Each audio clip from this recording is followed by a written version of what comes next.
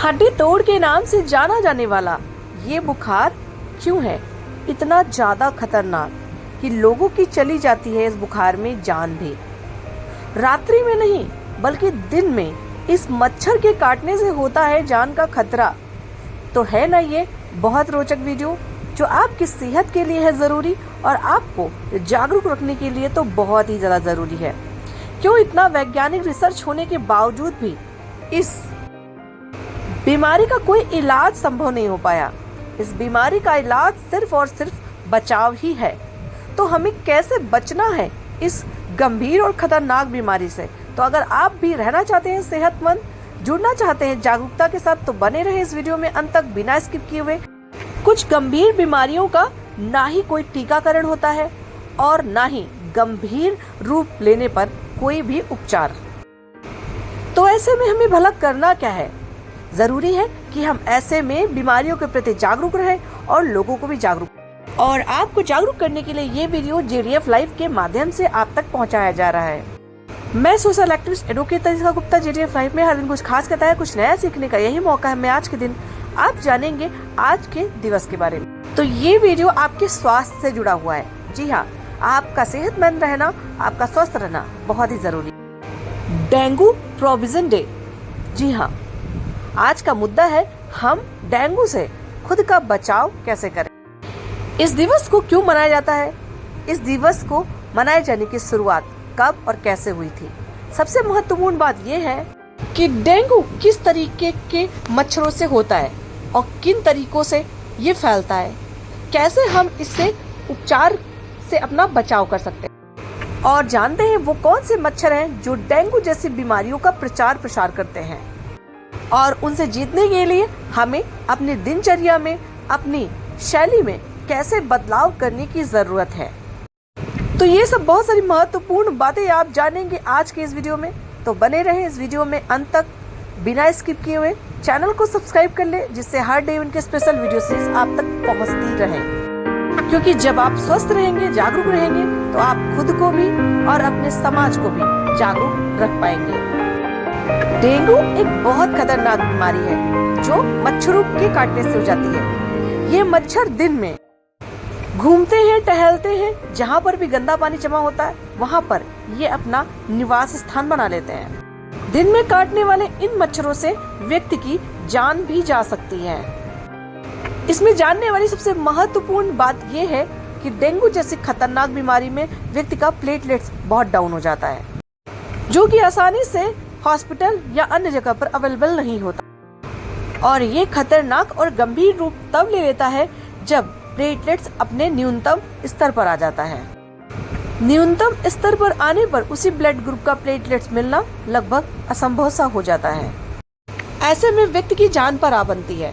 हम अस्पताल के चक्कर ना काटे, इसके लिए जरूरी है कि हम बचाव के बारे में सोचें। इस वीडियो को लोगों तक साझा करें क्योंकि इस समय बारिश का सीजन चल ही रहा है, तो मच्छरों का प्रकोप होना तो तय है।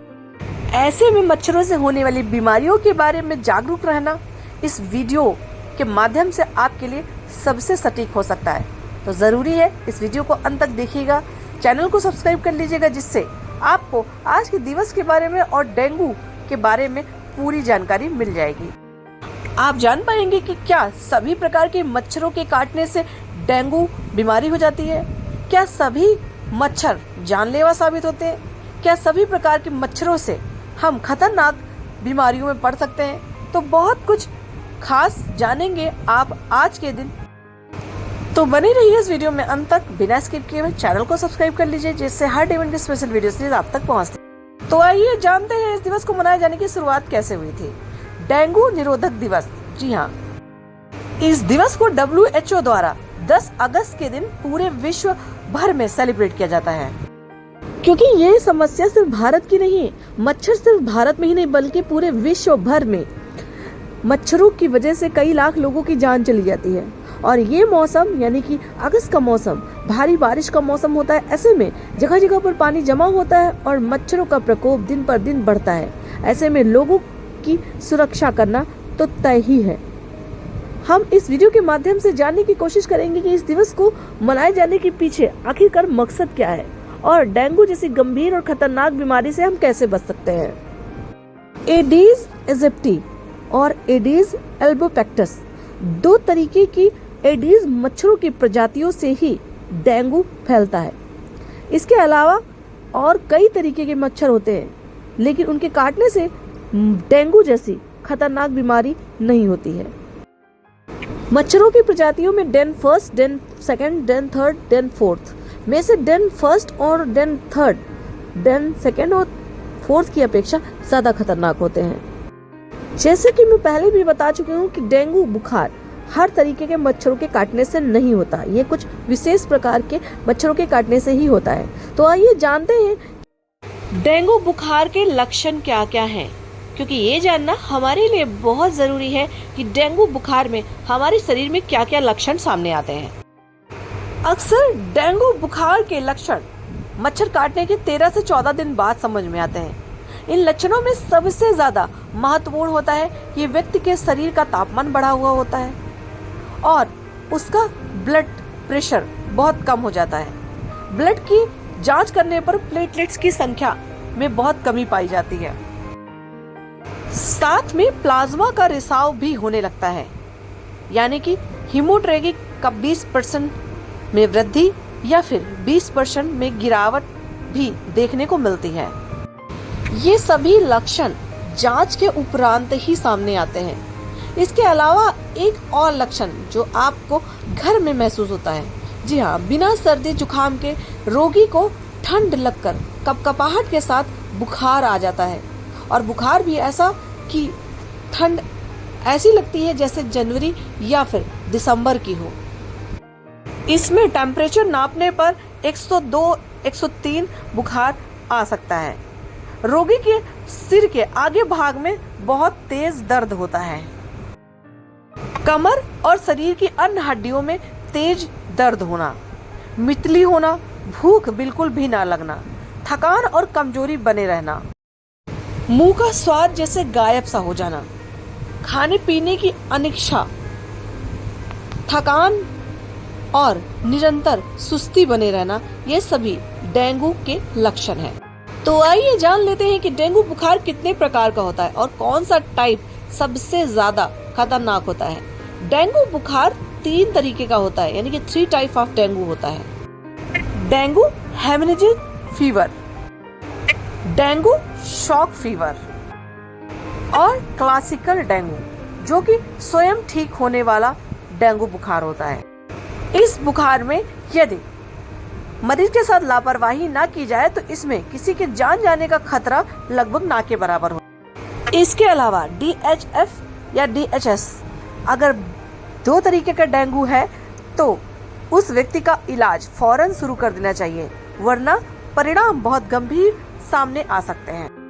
डेंगू का विज्ञान और मेडिकल जगत में वैसे तो कोई इलाज या टीकाकरण सत्यापित रूप से नहीं आ पाया है, लेकिन डेंगू से बचाव ही हमारे लिए सबसे बड़ा इलाज कारगर साबित होता है। तो आइए जान लेते हैं, जब इस बीमारी का कोई टीकाकरण नहीं, कोई सटीक इलाज नहीं, तो इससे बचने के लिए हमें क्या क्या नियम अपनाने चाहिए और यदि गंभीर रूप से हम कभी भी इस बीमारी में पड़ जाते हैं तो हमें कौन कौन से प्रिकॉशन लेने चाहिए, कौन कौन से नियम अपनाने चाहिए, कौन कौन सी बातों का ध्यान रखना चाहिए जिससे कि ये हमारे लिए गंभीर खतरा ना बन जाए। तो सबसे पहले बात करते हैं कि हमें कैसे बचाव करना है। बारिश का सीजन तो आ ही चुका है, ऐसे में हमें अपने घर के आसपास कभी भी पानी जमा ना होने दें। कोई गड्ढा हो तो उसे बंद कर दें। किसी भी तरीके यदि हम कूलर का इस्तेमाल करते हैं तो आजकल के सीजन में हमें कूलर का पानी निकाल देना चाहिए। यदि फिर भी हमें ऐसा लगता है कि हम कूलर पानी के साथ ही चलाना चाहते हैं तो हमें उसमें कोई ना कोई चीज़ ऐसी डाल देनी चाहिए जिससे कि मच्छरों का प्रकोप उसमें ना हो सके। हम कोई ना कोई सैनिटाइजर यूज कर सकते हैं। इसके अलावा अगर घर में आपके पास कोई भी शैम्पू है वो भी आप उसमें यदि डालते हैं तो ऐसे में हम मच्छरों के पनपने को रोक सकते हैं। तो आइए जानते हैं कि अगर हम इस खतरनाक बीमारी में पड़ जाते हैं तो कैसे हम घर के कुछ घरेलू नुस्खे अपनाकर अपने प्लेटलेट्स को बढ़ा सकते हैं। डेंगू में प्लेटलेट सबसे ज़्यादा कम हो जाता है, ऐसे में हम बकरी के दूध का सेवन कर सकते हैं, उसमें भी प्लेटलेट्स बढ़ाने की क्षमता होती है और ज़्यादा महंगा भी नहीं होता। इसके अलावा डेंगू बुखार में गिलोय के पत्ते, एलोवेरा का जूस, पपीते के पत्तों का रस निकाल कर देने से रोगी को डेंगू के बुखार में भी और प्लेटलेट्स की कमी होने पर भी राहत मिलती है।